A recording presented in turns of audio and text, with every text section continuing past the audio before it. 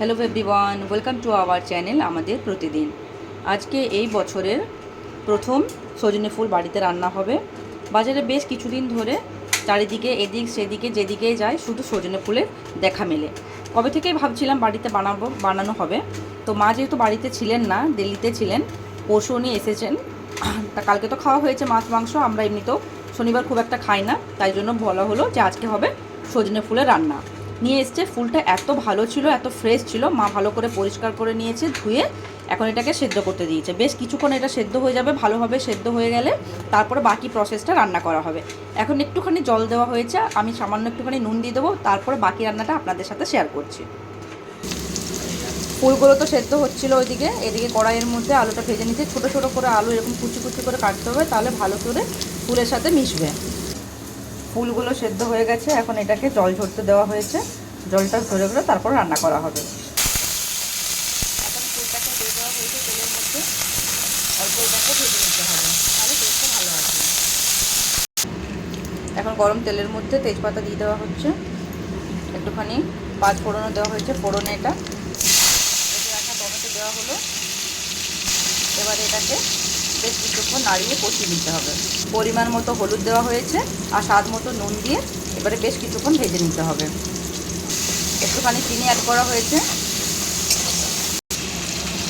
এখন একটা মশলা পিষে রাখা হয়েছে, সর্ষে, পোস্ত আর শুকনো লঙ্কা। এই মশলাটা দিয়ে ভালোভাবে কষিয়ে নিতে হবে। এখন যত ভালোভাবে কষানো হবে সবজির স্বাদ ততই বেশি হবে।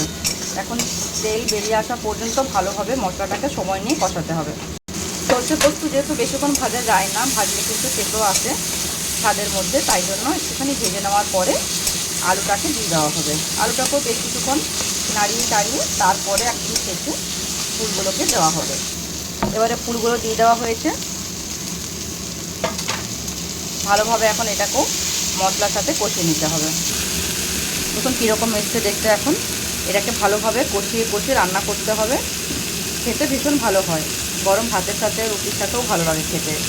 যারা বাড়িতে বানাননি কখনো, তারা কিন্তু একবার এই রেসিপিতে ফলো করে বানাবেন আর কমেন্টে অবশ্যই জানাবেন খেতে কীরকম লাগলো আপনাদের।